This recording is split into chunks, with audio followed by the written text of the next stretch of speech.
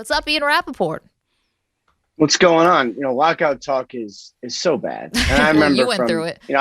Obviously the NFL went through it, and I was not at NFL Network at the time. I was at the Boston Herald covering the Patriots, and it was so bad and so boring. And every meeting, you see reporters standing on street corners complaining about standing on street corners and no movement. And then right before things looked hopeless, there'd be a deal.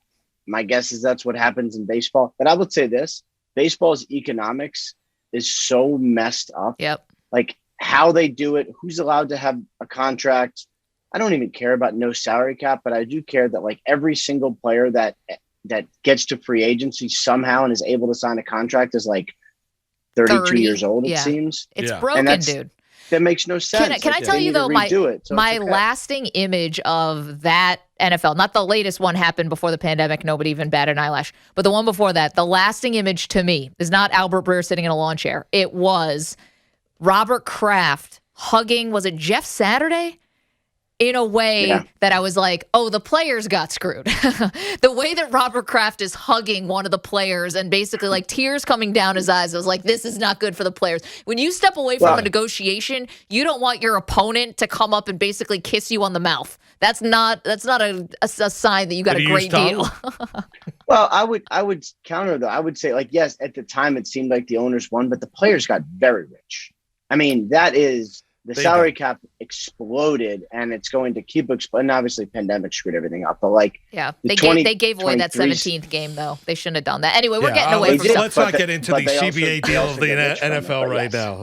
Okay, we got more important and pressing things here. Baseball. Let's talk a little Giants here, yes, Ian. Let's go to the Giants first. A little bit about what are we doing here. What's the odds of Daniel Jones playing on Sunday for the Giants? Not good odds, I would say. Now, no one has ruled him out, and I know Freddie Kitchens was just saying he's going to practice today, and I know he practiced yesterday. Sounds like he was very limited. I expect him to be very limited today. No one has said he's definitely not playing, but from my understanding, Mike Lennon is preparing to start and is expected to start. It is a neck strain for Daniel Jones. That is not something to mess around with. He is incredibly tough. Like I honestly, this really caught me by surprise. The signing of Jake Fromm caught me by surprise because I didn't even know Daniel Jones was hurt because he got hurt on the second play of the game and played the entire game. Didn't play that great, but now maybe sort of we know why. So anyway, I would expect Mike Glennon to start on Sunday. Okay, and we can talk about Daniel Jones and how strong of a hold does he have on being the starting quarterback for the Giants anyway, but ultimately we have many more games that we have to watch before we can get to a determination there, I believe. Ian, your report, though, from over the weekend about Dave Gettleman, what was the latest you were hearing there? Yeah, my understanding is Gettleman is not expected to be back for the 2022 season. He is 70 years old, will be, I believe, 71 by next season. Retirement seems like the most likely option. And I don't know, honestly, that any of this is that surprising. I think probably most people assumed this would be the last year for Gettleman anyway, in whatever way it would be. And I have a hard time, just based on how the Giants do things, function, exist, I have a hard time imagining it would be a firing. I would imagine it would be Gettleman walking away to his Cape Cod house on his own. But, I think alignment is so important in the NFL. Having a head coach and a GM who speak the same language in like regular human talk, in scouting talk, with the entire building being on the same page. All of that is like, when you look at why teams are successful, this is how it happens. So I think in the end, assuming the Giants hire the right person, I think in the end, this will be a real positive. But you're not reporting the decision has been made yet, right? I mean, been made is, I do not expect Gettleman back. I would say that. Like, if he, rushed into John Mayer's office and said, I'm coming back no matter what, that would certainly be an interesting conversation. Right.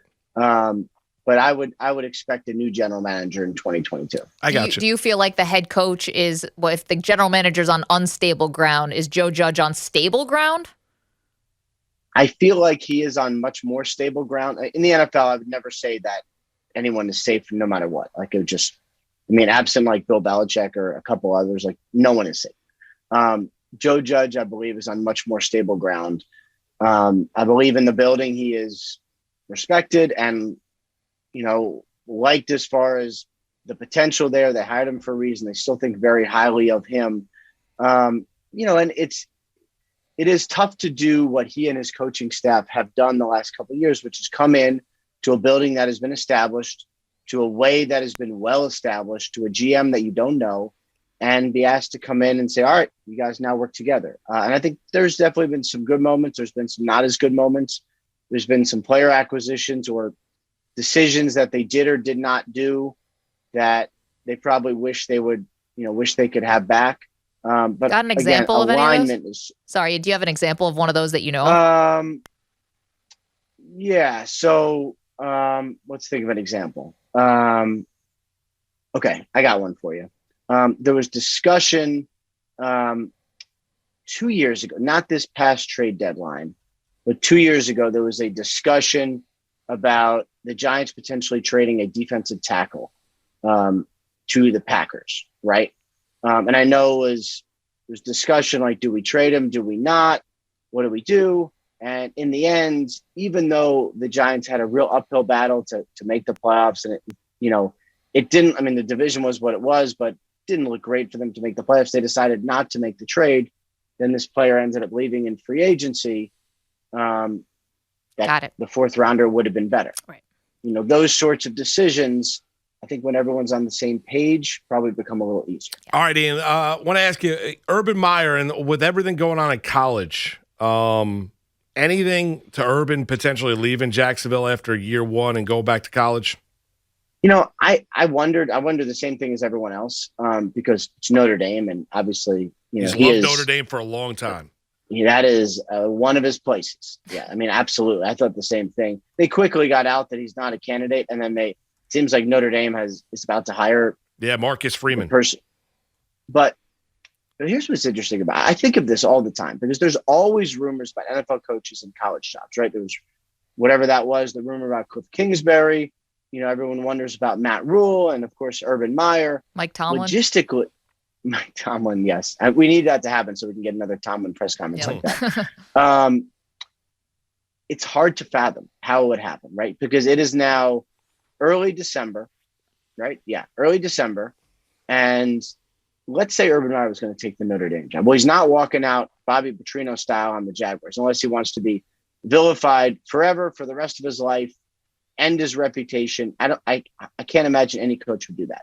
So then is it realistic to think Notre Dame's going to wait until mid-January to hire Urban Meyer? Like I don't see how any NFL coach does it unless they've already been fired. Well, just logistically, it seems crazy. Yeah, and just think about this. I mean, Brian Kelly, not one of the Notre Dame assistants followed Brian Kelly to LSU, and Marcus Freeman, the former linebacker at Ohio State defensive coordinator.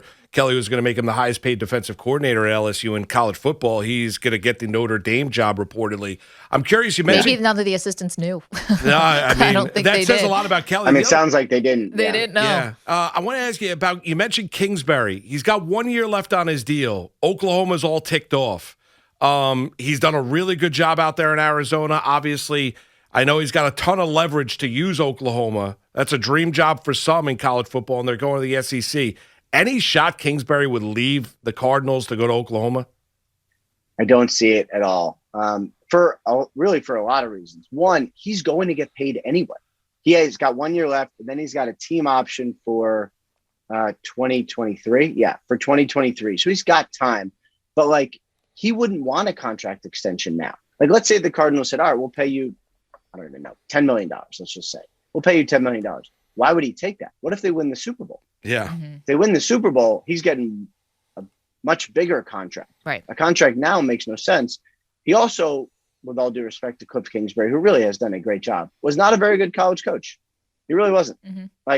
He's done a much better job in the NFL than he did in college. And, I think if you're Oklahoma, you're much better off hiring someone like, say, Brent Venables or someone like that than Cliff Kingsbury to come back and go 6-7 or whatever. Ian, so tonight, Thursday Night Football, Cowboys, Saints. We know Alvin Kamara here, and Taysom Hill is going to start at quarterback for the Saints. I was thinking about this with the Seahawks, and if their season continues to trend where it's trending, could maybe Pete Carroll leave and they do a teardown, get some draft picks back if they trade Russell Wilson, maybe to the Giants if they could figure out the salary cap situation. We can kick all these things around.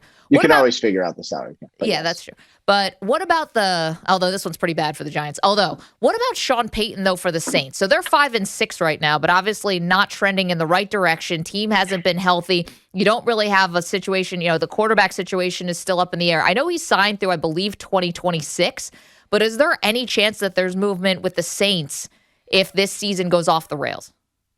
I don't see him getting fired at all. He is very, very good. He is beloved. And I honestly don't know which coach they would get who would be better. Now, I mean, if he came to them and said, I'm dying for this job, whatever this job is, years ago I would have said Cowboys, but it looks like, see what happens to Mike McCarthy. It looks pretty solid now. That would sort of be the only job. I haven't gotten any sense that he's considering leaving. What would be interesting is the Saints loading up, because they're kind of like the Rams a little bit in that they always go for it. Mm-hmm. They don't, they have Jameis coming off injury for next year, but I would imagine they'll be in the quarterback mix, right? Talk about Russell Wilson. Isn't he somewhat, it's not similar to Drew Brees, but certainly there's some similarities. He's very smart. He works hard. He's short. I could see them taking a big swing this coming off season rather than Sean Payton walking away. All right. I wasn't sure if maybe Denver, and then maybe if Vic Fangio, and then maybe if Aaron Rodgers left Green Bay to go to Denver. These are the things that just sort of spin around in my mind. I get it, but here's the problem. Denver keeps winning. Yeah, they do. I know. Believe me, these are things I think about too. I think a lot of people assume, Denver certainly is a candidate to have an opening job. It's well, someone should tell the players because they keep winning games. Or Vegas. Yeah. That's going to be open. Vegas is most definitely going to be open. Pretty good job. Yeah, it is. Hey, Ian, we appreciate it. Enjoy the football tonight. We'll talk to you next week. All right. Look forward to it, guys. Take care.